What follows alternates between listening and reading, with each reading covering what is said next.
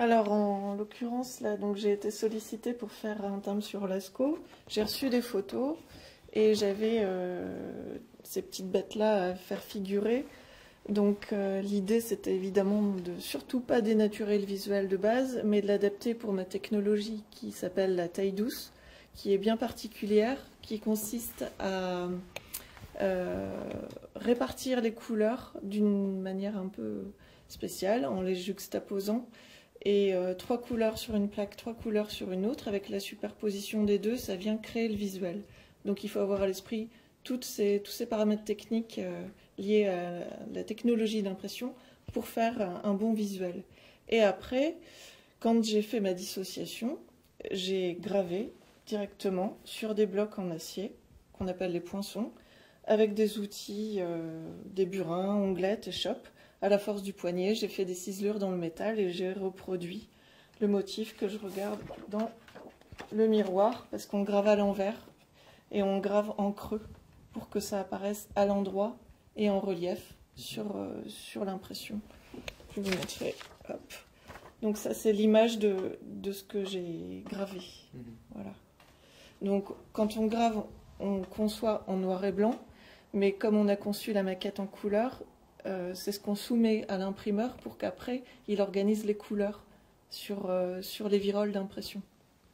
Comment on procède pour réaliser une gravure comme celle-là? Donc on voit que vous avez des instruments, parce que c'est vraiment super minutieux. Vous avez donc le miroir. Vous pouvez nous expliquer un petit peu techniquement comment on procède? Alors, à la base, je pars pas de rien. Je travaille avec un collaborateur qui me fait une photo sur le bloc en acier de la maquette que j'ai dessinée. Donc c'est une base très précise qui me permet de ciseler tout à la surface du métal, y compris les textes et puis les nuances en fait. Et cette photo, je l'efface à la fin de mon travail. Et c'est juste une dépose d'émulsion photographique tenue par un vernis très, très léger. Et après, donc mon travail, c'est de gonfler les tailles, les creuser, plus ou moins serrées, plus ou moins creuses, pour que à l'ancrage, on démoule une image foncée. C'est une histoire de clair-obscur. C'est la lisière entre le dessin et le bas-relief. Donc on est entre 10 et 100 microns. Voilà. Et alors donc ce dessin-là, cette gravure-là, combien de temps est-ce que vous avez mis à la réaliser? Alors pour cette gravure-là, j'ai mis une dizaine de jours pour le projet complet. Ouais. C'est un grand format, ça s'appelle format série artistique. Et donc il y avait une grosse surface couverte parce que l'intensité colorée est importante. Donc oui, ça m'a pris un certain temps, mais c'était une belle aventure. Quel rapport on a au timbre quand on est à votre place? Est-ce que chaque timbre qu'on travaille est unique et tient une place émotionnelle, particulière, affective? Bien sûr, ouais. S'il n'y a pas d'affect, il n'y a pas de création, c'est Ouais. sûr.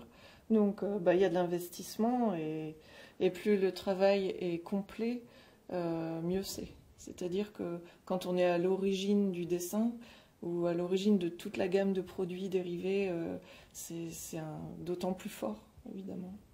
Et travailler comme ça manuellement et redessiner ces dessins qui ont des dizaines de milliers d'années, Ouais. est-ce que vous avez l'impression de vous inscrire comme ça dans une chaîne artistique? Je dirais pas jusque-là, mais par contre, j'ai vraiment apprécié les qualités graphiques de la paroi, tout cet enchevêtrement de dessins qui au final fait un ensemble superbe.